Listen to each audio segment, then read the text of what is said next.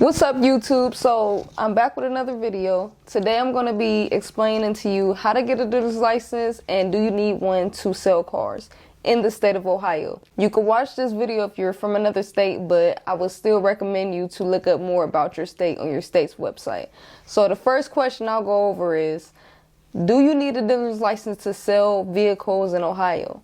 No, you don't. But you have a 5-car limit to sell cars. So once you get to 6 and 7 cars, the state will ask you to have a dealer's license to keep selling cars. In the next video, I will go over ways to sell more than 5 cars no matter what state you're in. Next thing, how do you get a dealer's license in Ohio? That's not a one-word answer.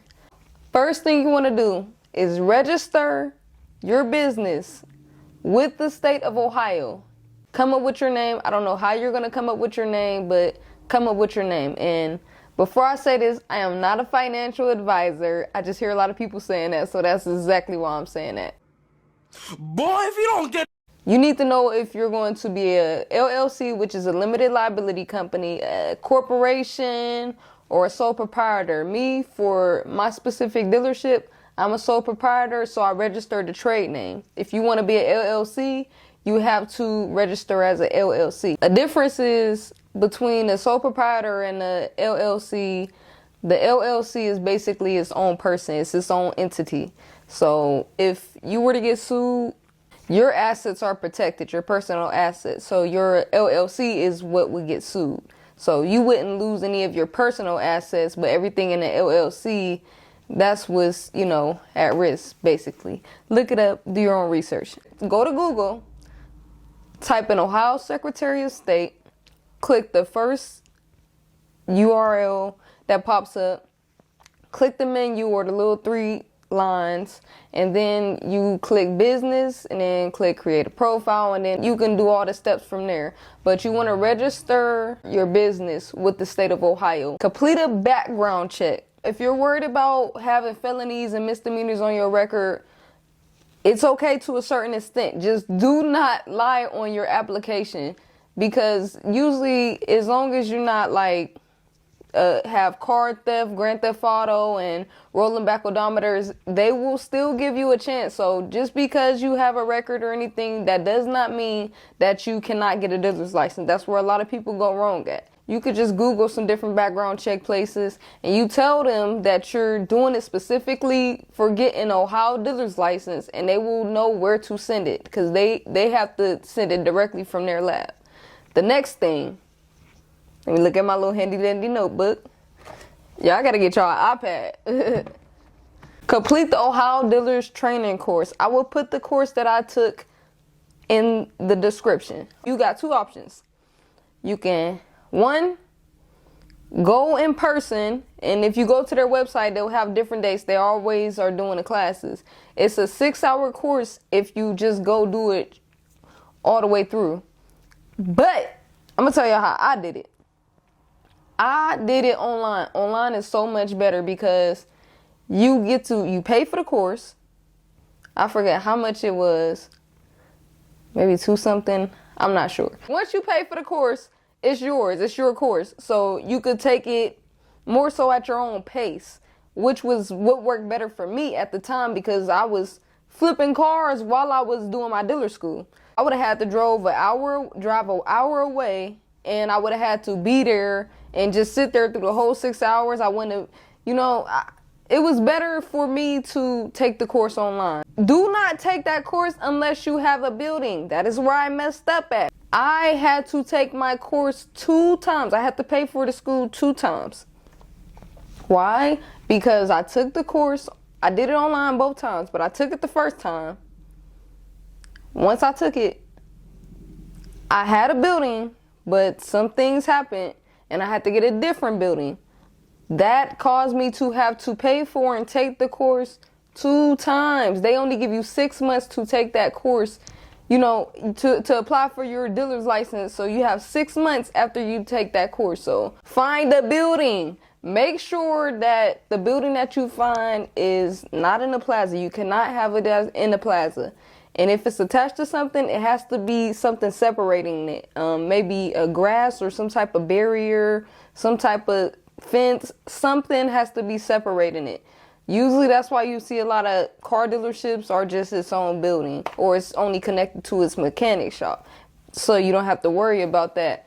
Another thing, make sure that the building you get is commercially zoned, not residential. You cannot operate a commercial license or anything commercial at a residential property. So you need to call your local county zoning office and say, and ask, give them the address and say, is this place zoned for commercial use? Next, get a vendor's license. Look up Ohio Business Gateway and apply for your vendor's license. A lot of this will be in your Ohio dealers training course. A lot of what I'm saying, they're going to show you how to do this step by step. So I'm not really going to tell you exactly every A to B step. And you will be collecting sales tax, so that's why you need a vendor's license. All right, your lot has to be 3,500 square feet. That's not including your office. Your lot has to be 3,500 square feet. And if you want to know if your building has that much square feet, you could go on Zillow or you can look up the address on Google, and it should tell you how much square feet it has. Also, make sure there's no mud, dirt, or debris on your lot, because when you have to do your inspection, you will fail your inspection if it's not at least cleanliness. You have to have commercial garage insurance, dealer's insurance essentially, which will cover your lot and your vehicle dealer plates, not your vehicles. It has to have the dealer plate on it for it to be covered. So shop around for your commercial insurance. The next thing you'll need is different from commercial insurance. It's called a surety bond. And what a surety bond is in case you get sued and you don't have the money, your surety bond is what covers you, but you need a surety bond. So you want to try not to get sued, okay? So, because you can't have a dealer's license without a surety bond. You have to have a surety bond, a minimum of $25,000. Does that mean that you have to have $25,000? No. It means that you need to shop around. I go through Bryant surety bonds, if I'm not mistaken. You need to shop around on Google because it goes off your credit. I think to start, I think mine was like $300. Shop around, and it's only yearly. You just pay it yearly. Do not get sued though, because then you'll be messed up. When you get your surety bond, make sure you mail it. They will give you the address to mail it to, by the way. Make sure your office room inside is at least 180 square feet. That's not that big at all. And make sure you have a desk, 3 chairs, and 1 file cabinet. I mean, you could get a desk and chairs and a file cabinet off of Marketplace. Like, limit your liabilities, but everything is a tax write-off that you start with when you start your business. And learn how to do taxes. It took me a long time to do mine because it's a lot. You have to get a sign or a banner of at least 6. The words have to be at least 6 inches high. Now, on my sign, I have my business name, my phone number, and my address. That's because none of it has changed. But you can just put your business name on it just in case you change locations.